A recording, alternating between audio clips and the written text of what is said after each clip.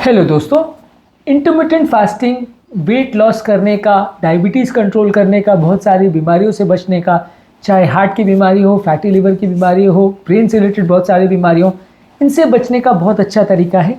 लेकिन जब कभी भी डायबिटिक पेशेंट्स में आप इंटरमिटेंट फास्टिंग प्लान करते हो तो आप उनको एटलीस्ट शुरुआती पीरियड में बहुत लॉन्ग ड्यूरेशन फास्टिंग के लिए एडवाइस नहीं करते हो। क्या है इसके कारण, आज जानने का प्रयास करेंगे और क्यों ये बहुत ज़रूरी है डायबिटिक पेशेंट्स में इंटरमिटेंट फास्टिंग को प्लान करने के लिए। आज इस बात को डिस्कस करेंगे। आज का टॉपिक डायबिटिक पेशेंट्स के लिए बहुत ज़्यादा इंपॉर्टेंट है, जिनको अपनी डायबिटीज़ रिवर्स करना है, और फास्टिंग प्लान करने वाले पेशेंट्स के लिए बहुत इंपॉर्टेंट है जो इंटरमिटेंट फास्टिंग डायबिटीज़ होते हुए प्लान करना चाह रहे हैं। ये टॉपिक उन सभी लोगों के लिए बहुत ज़्यादा इंपॉर्टेंट है। इसके अलावा यदि किसी व्यक्ति को कोई और बीमारी के लिए फास्टिंग करना है और साथ में डायबिटीज़ है तो भी ये टॉपिक आपके लिए बहुत ज़रूरी है, इसलिए इसे एंड तक देखिएगा। टॉपिक पर जाने से पहले जो लोग हमारे चैनल पर नए हैं उन्हें रिक्वेस्ट करूँगा कि चैनल को सब्सक्राइब करें, ताकि इंपॉर्टेंट और साइंटिफिकली करेक्ट इन्फॉर्मेशन के लिए आपको भटकना नहीं पड़े और आप मिस इन्फॉर्मेशन का शिकार ना हो जाए।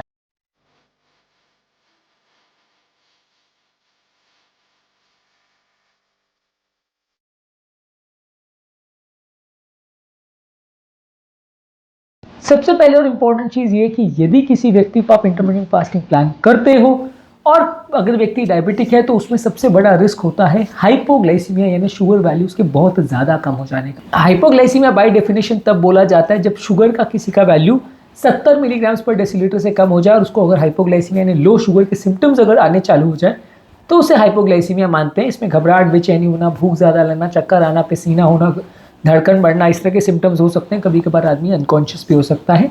डायबिटिक पेशेंट के मैनेजमेंट में इसको एक बहुत इंपॉर्टेंट पैरामीटर माना जाता है, क्योंकि जब कभी भी किसी व्यक्ति को हाइपोग्लाइसीमिया होता है तो वो अक्सर घबरा जाता है, परिवार वाले घबरा जाते हैं, भर्ती करना पड़ता है।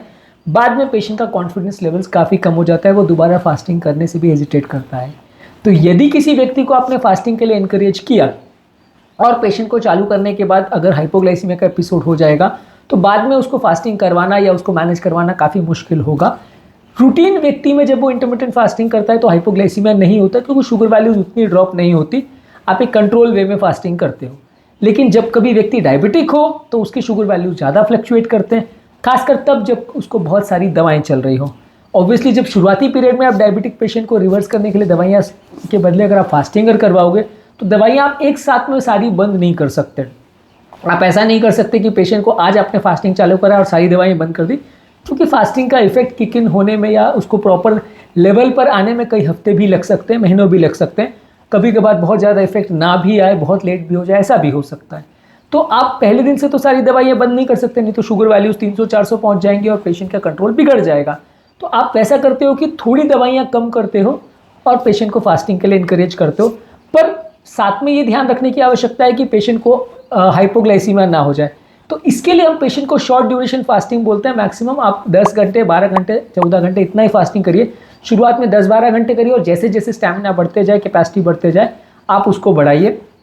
इसका कारण यही है कि यदि आप पहले दिन से अगर पेशेंट को बहुत लंबे फास्ट के लिए बोलोगे और सीधा ही पेशेंट को बोलोगे 18 घंटे का फास्ट कर लो, तो उसकी दवाइयाँ मैनेज करना बहुत ज़्यादा मुश्किल हो जाएगा, क्योंकि सारी दवाइयाँ फिर एक साथ देनी पड़ेंगी। क्योंकि दवाइयाँ आप उनको जब फास्टिंग कर रहा है उस टाइम पे दे पाना बड़ा मुश्किल है, क्योंकि जब दवाइयाँ आप दोगे और पेशेंट फास्टिंग कर रहा है तो शुगर वैल्यू उस टाइम पे ज़्यादा ड्रॉप हो जाएगी, हाइपोग्लाइसीमिया हो जाएगा, पेशेंट का कॉन्फिडेंस कम हो जाएगा। और बाकी सारी दवाइयों को अगर आप एक साथ क्लब भी करते हो, मान लीजिए उसको 5 दवाइयाँ चल रही है, सबको एक साथ दोगे तो उस टाइम पे शुगर वैल्यूज़ बहुत कम हो जाएगा, क्योंकि सब दवाइयाँ जो है एक साथ फिर काम करना चालू करेगी। और हर दवाई में एक क्रेस्ट और एक ट्रफ फिनोमेना होता है, यानी कि एक पीक एक्शन होता है और फिर एक्शन कम होते जाता है। तो जब सारी दवाइयों को आप पास पास में 1-8 घंटे के गैप में अगर दे दोगे तो खाने के साथ जो उसका सिंक्रोनी होना चाहिए कि खाने के बाद जैसे शुगर बढ़े तो दवाई का एक्शन भी बढ़े, जैसे शुगर कम हो तो दवाई का एक्शन भी कम हो, वो बिल्कुल मेंटेन नहीं हो पाएगा। और हाँ, आपका शुगर वैल्यू जब ज़्यादा होगा तो दवाई का एक्शन कम होगा, जब शुगर वैल्यूज़ कम होगा तो दवाई का एक्शन ज़्यादा होगा, जिससे आपको कॉम्प्लिकेशंस होने का या प्रॉब्लम होने का या हाइपोग्लाइसीमिया होने का चांस बहुत बढ़ जाएगा। तो इसीलिए इनिशियल फेज़ में जब आप डायबिटिक पेशेंट्स में इंटरमिटेंट फास्टिंग करवाते हैं तो आप उनको इनकरेज करते हैं कि शॉर्ट ड्यूरेशन यानी 12 घंटे का फास्टिंग करिए, उसमें 2-4 महीने आदत डालिए।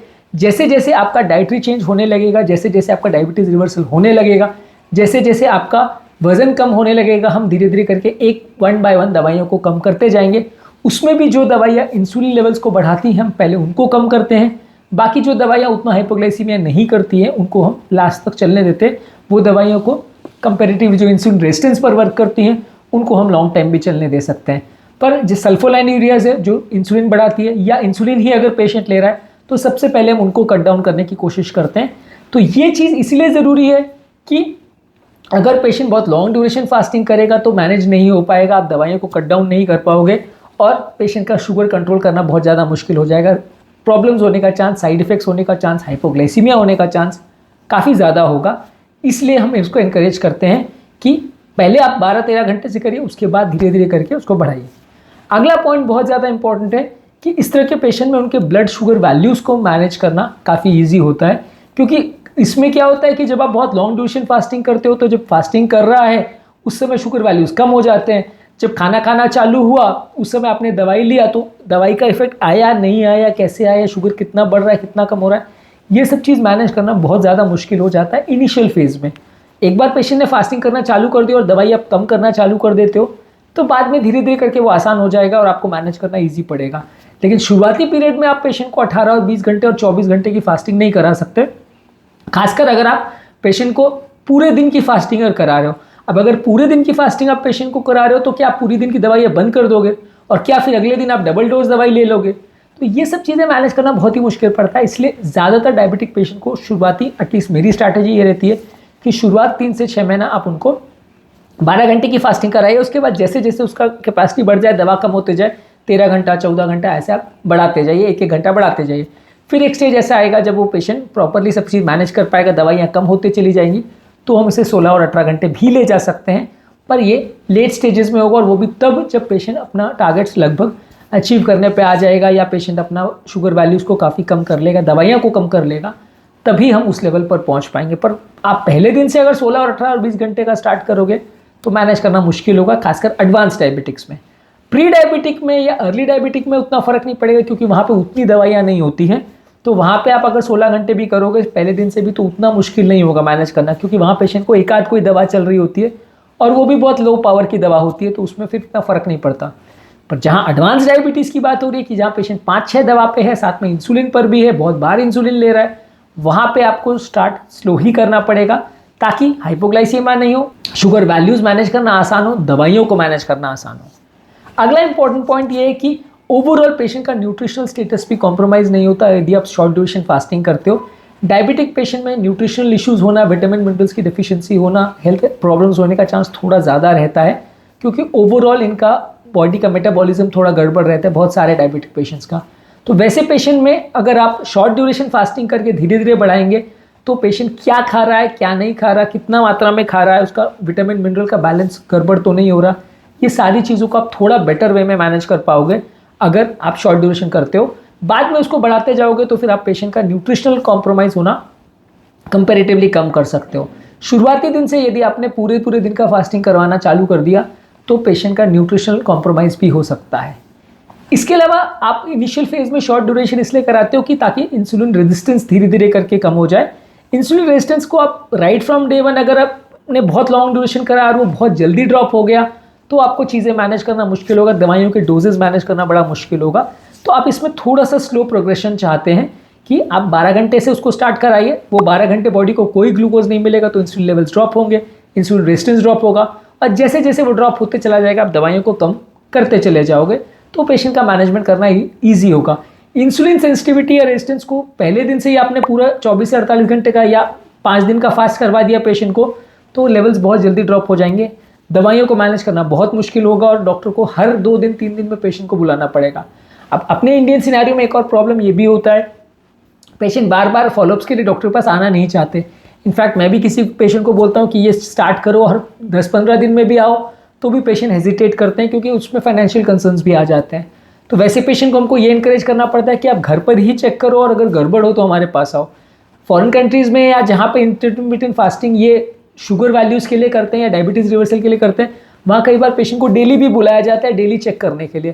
पर अपने यहाँ पे अगर हम डेली किसी को बुलाएंगे तो इतना ईजी मैनेज करना नहीं होता, पेशेंट कई बार आना नहीं चाहते हैं, फाइनेंशियल रीजंस भी इसमें होते हैं। तो वैसे पेशेंट्स को आप ये बोलते हो कि आप घर पर चेक करते रहो, एटलीस्ट 15 दिन या 1 महीना में आते रहो ताकि हम मेडिसिन को चेंज कर सकें। तो इसमें क्या है कि आपका अडेप्टेशन करना और दवाइयों को मैनेज करना और ये सारी चीज़ों को ओवरऑल मैनेज करना कंपेरेटिवली ज़्यादा ईजी होगा यदि आप प्रॉपर वे में उसको स्लोली अगर बढ़ाते जाएंगे तो ज़्यादा अच्छे आपको रिजल्ट्स मिलेंगे। आप बहुत हड़बड़ी करने की कोशिश करेंगे और पहले दिन से 5 दिन का फास्ट पे पेशेंट को डाल देंगे तो पेशेंट उसको मैनेज भी नहीं कर पाएगा, शुगर वैल्यूज़ भी बहुत कम होंगी और जब साइड इफेक्ट्स होंगे तो फिर पेशेंट आपके साथ कोऑपरेट भी नहीं करेगा, वो फास्टिंग करना भी नहीं चाहेगा। इसके अलावा short duration fasting diabetic patient का डेली रूटीन को भी गड़बड़ाते नहीं है।